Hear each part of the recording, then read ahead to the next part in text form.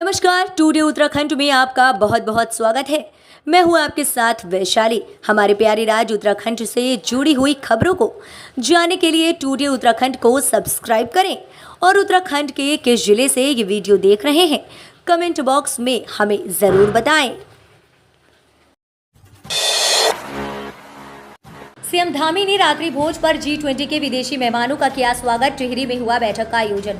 उत्तराखंड के मुख्यमंत्री पुष्कर सिंह धामी ने नरेंद्र नगर टिहरी में आयोजित G20 इंफ्रास्ट्रक्चर वर्किंग ग्रुप की बैठक के अवसर पर आयोजित विदेशी मेहमानों के लिए आयोजित रात्रि भोज के अवसर पर विदेशी मेहमानों का स्वागत किया।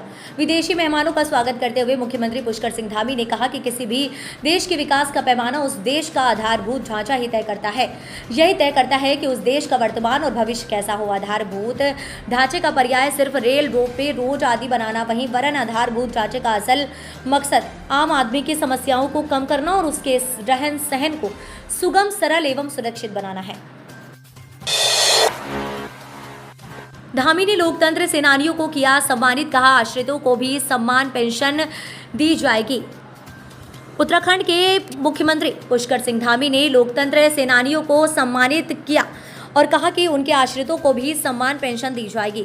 ये कार्यक्रम के दौरान मुख्यमंत्री ने कहा कि लोकतंत्र सेनानियों का मानदेय 16,000 रुपये से बढ़ाकर 20,000 रुपये किया जाएगा, जबकि उनके आश्रितों को सम्मान पेंशन देने के लिए शासनादेश जारी किया जा चुका है। उन्होंने कहा कि आपातकाल के दौरान प्रदेश के लोकतंत्र सेनानियों द्वारा दिए गए योगदान के बारे में सभी को जानकारी देने के लिए व्यवस्था बनाई जाएगी तथा सेनानियों के द्वारा दिए गए मांग पत्र भी गंभीरता से कार्य किया जाएगा। उत्तराखंड में मौसम का अपडेट लिए बिना नहीं आए चारधाम के तीर्थयात्री, आईएमडी ने जारी किया अलर्ट। उत्तराखंड देहरादून में मौसम विभाग ने अलर्ट जारी किया है। आईएमडी की ओर से चारधाम यात्रा के लिए आने वाले तीर्थयात्रियों से अपील की गई है कि मौसम पूर्वानुमान पर अपडेट लेकर यात्रा पर आएं, अन्यथा परेशानी में फंस सकते हैं। मौसम विज्ञान केंद्र ने अलर्ट जारी करते हुए बताया कि केदारनाथ, बद्रीनाथ, गंगोत्री, यमुनोत्री आने वाले तीर्थयात्रियों को बड़ा अपडेट है। तीर्थयात्री अगर लापरवाही बरतते हैं तो उनके लिए बड़ी परेशानी खड़ी हो सकती है, इसलिए यात्रा पर आने से पहले पूर्वानुमान पर अपडेट लेकर ही आए। उत्तराखंड की डॉक्टर हिमानी ने पीएम मोदी से संतुष्टिकरण की राजनीति पर पूछा सवाल, मिला ये जवाब। मेरा बुथ सबसे मजबूत अभियान के तहत प्रधानमंत्री ने देश के 10 कार्यकर्ताओं से किया संवाद। चमोली के जिलाध्यक्ष हिमानी वैष्णव ने उत्तराखंड से प्रधानमंत्री से वर्चुअली सवाल किया। हिमानी ने कहा कि जनता को सरकार की सामाजिक न्याय के तहत संतुष्टिकरण की नीति से कैसे अवगत कराएं, जिस पर प्रधानमंत्री मोदी ने कहा कि कुछ दल सामाजिक न्याय के नाम पर जनता से अन्याय करते रहे। जाति और वर्ग के नाम पर भेदभाव किया गया, तुष्टिकरण और वोट बैंक की राजनीति की गई, लेकिन भाजपा के संस्कार, विचार और नीति अलग है। नशा मुक्ति केंद्रों के संचालन के लिए बनेगा एक्ट, केंद्र सरकार ने दी अनुमति। प्रदेश सरकार नशा मुक्ति केंद्रों को अब नियमों के दायरे में बांधने की तैयारी कर रही है। इस कड़ी में प्रदेश में जल्द ही मेंटल हेल्थ केयर एक्ट लागू किया जाएगा। केंद्र से अनुमति मिलने के बाद प्रदेश सरकार इसके प्रारूप को अंतिम रूप देने में जुटी हुई है। इसे जल्द ही कैबिनेट में रखने की तैयारी है। इस एक्ट के तहत मानसिक स्वास्थ्य केंद्र व संस्थानों को राज्य मेंटल हेल्थ केयर अथॉरिटी में पंजीकरण कराना अनिवार्य होगा। प्रदेश में अब इस्राइल कृषि तकनीकी से होगी बागवानी, कंपनी में होगा फसलों का अधिक उत्पादन। उत्तराखंड में भी इस्राइल कृषि तकनीक से बागवानी को बढ़ावा दिया जाएगा। इसके तहत इंडो इस्राइल कृषि परियोजना के तहत राज्य में उत्कृष्टता केंद्र सेंटर ऑफ एक्सीलेंस स्थापित किया जाएगा। इस्राइल के पास ड्राई लैंड फार्मिंग की तकनीक है, जिसमें पानी का कम इस्तेमाल कर फसलों का अधिक उत्पादन किया जाता है। राजभवन में राज्यपाल लेफ्टिनेंट जनरल गुरमीत सिंह सैनी की अध्यक्षता में इंडो इस्राइल कृषि परियोजना की बैठक हुई, जिसमें इस्राइल एजेंसी के प्रतिनिधियों ने भी उत्तराखंड में नवीन कृषि तकनीक पर आधारित उत्कृष्टता केंद्र स्थापित करने की जानकारी दी। इस बार कांवड़ियों पर हेलीकॉप्टर से होगी पुष्प वर्षा। कांवड़ यात्रा की तैयारियों की समीक्षा के दौरान बोले धामी, अगले सप्ताह शुरू होने वाली कांवड़ यात्रा में शिव भक्तों की संख्या का नया रिकॉर्ड बनने का विश्वास जताते हुए उत्तराखंड के मुख्यमंत्री पुष्कर सिंह धामी ने कहा कि इस बार भी कांवड़ियों का स्वागत हेलीकॉप्टर से पुष्प वर्षा करके किया जाएगा।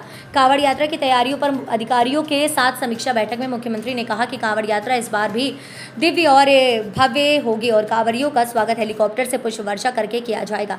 उन्होंने कहा कि यात्रा के लिए बजट की कोई कमी नहीं होने दी जाएगी और उम्मीद जताई गई है कि कांवड़ियों के आने का नया रिकॉर्ड बनेगा। गौरतलब है कि 4 जुलाई से शुरू हो रही कांवड़ यात्रा में 5 करोड़ शिव भक्तों के आने का अनुमान लगाया जा रहा है, जिसे देखते हुए राज्य सरकार ने तैयारियां तेज कर दी है। लोकायुक्त के मामले लेकर एचसी सख्त, सरकार को दिए 8 हफ्ते में नियुक्ति के आदेश। नैनीताल हाईकोर्ट ने प्रदेश में लोकायुक्त की नियुक्ति व लोकायुक्त संस्थान को सुचारू रूप से संचालित किए जाने को लेकर दायर याचिका पर सरकार को 8 सप्ताह में नियुक्ति के आदेश दिए हैं। कोर्ट ने आदेश अनुपालन के रिपोर्ट पेश करने के निर्देश देते हुए तब तक लोकायुक्त कार्यालय में खर्च पर भी रोक लगा दी है। अगली सुनवाई 10 अगस्त को होगी। पिछली तिथि को कोर्ट ने सरकार से शपथ पत्र के माध्यम से ये बताने को कहा था कि लोकायुक्त की नियुक्ति के लिए अभी तक क्या किया और संस्थान जब से बना है तब से 31 मार्च 2023 तक इस पर कितना खर्च हुआ, इसका वर्षवार विवरण पेश करने को कहा था। वीआईपी नंबरों की नीलामी जितने में आ जाए, एक नई गाड़ी उतने में बिका 0001 नंबर। उत्तराखंड में वाहनों की वीआईपी नंबरों का आकर्षण परिवहन विभाग को मालामाल बना रहा है। देहरादून संभाग ने वाहन नंबरों की नई सीरीज में वीआईपी नंबरों की नीलामी से निर्धारित 5.55 लाख के लक्ष्य के सापेक्ष विभाग ने 27.90 लाख रुपए कमाए हैं। परिवहन विभाग ने UK 07 FM 0001 नंबर को सबसे महंगी दर पर बेचा है। इस नंबर के लिए न्यूनतम रकम 1 लाख रुपए तय थी, लेकिन नंबर के आकर्षण को देखते हुए इसके लिए सर्वाधिक बोली 7.39 लाख रुपए लगी है। पंजीकरण के साथ अब करेक्शन विंडो की अंतिम तिथि भी बढ़ी जाने, कब तक कर सकेंगे भूल सुधार। समर्थ पोर्टल पर पंजीकरण की अंतिम तिथि 30 जून तक बढ़ाई गई है। इसके साथ ही करेक्शन विंडो की अंतिम तिथि भी 30 जून तक बढ़ा दी गई है। इसमें विद्यार्थी अपनी बेसिक जानकारी और अंकों की सूचना यदि पूर्व में गलत अंकित कर दी हो तो उसे सुधार कर सकते हैं। पार्ट टाइम जॉब का झांसा देकर हड़पे 47.5 लाख रुपए, 20 दिनों तक देते रहे डबल का लालच। पार्ट टाइम नौकरी का झांसा देकर साइबर ठगों ने एक युवती से 47.5 लाख रुपए खातों में डलवा दिए। इसके बाद ठगों ने अपने नंबर बंद कर दिए। पीड़ित की तहरीर पर राजपुर थाना पुलिस ने अज्ञात के खिलाफ मुकदमा दर्ज कर लिया है। थाना अध्यक्ष राजपुर जितेंद्र चौहान के अनुसार शिकायतकर्ता सृष्टि निवासी शास्त्रधारा जयपुर ने शिकायत दर्ज करवाई कि 1 जून को उन्हें व्हाट्सएप पर पार्ट टाइम जॉब के लिए मैसेज आता है। अज्ञात व्यक्ति ने गेमिंग ऐप डाउनलोड करवाए और उसमें रुपए लगवाए। ठग ने 1 जून से 19 जून के बीच उनसे अलग अलग खातों में 47,67,000 रुपए जमा करवा दिए। गैर उत्तराखंड पर उत्तराखंड पुलिस का एक्शन, पहचान छुपाकर उत्तराखंड में रह रहे 5,000 संदिग्ध गिरफ्तार। देहरादून उत्तराखंड पुलिस ने कहा कि लगभग 5,000 संदिग्ध गैर उत्तराखंड निवासियों को उनकी पहचान सत्यापन के बिना राज्य में रहने के लिए वर्ष की शुरुआत से चल रहे सत्यापन अभियान के तहत हिरासत में लिया गया और बाद में रिहा कर दिया गया। हिंदुस्तान टाइम्स के अमित बटला के अनुसार उत्तराखंड पुलिस मुख्यालय द्वारा उपलब्ध कराए गए आंकड़ों के अनुसार सत्यापन अभियान के तहत 1 जनवरी 2023 से 21 जून 2023 तक 4,914 लोगों को हिरासत में लिया गया।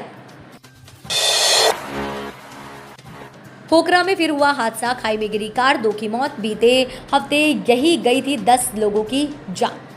पिथौरागढ़ के होकरा में मंगलवार को फिर दर्दनाक हादसा हो गया। सुबह एक ऑल्टो कार खाई में जा गिरी। हादसे में एक महिला समेत 2 लोगों की मौत हो गई। हादसा उसी जगह पर हुआ जहां बीते हफ्ता एक कार दुर्घटना में भागेश्वर शाम भनार निवासी 10 लोगों की मौत हो गई। उस दर्दनाक हादसे के बाद PMGS वाइनेस बधाल सड़क को चौपहिया वाहनों के लिए प्रतिबंधित किया है। उसके बावजूद लोग यहां से वाहन ले जा रहे हैं।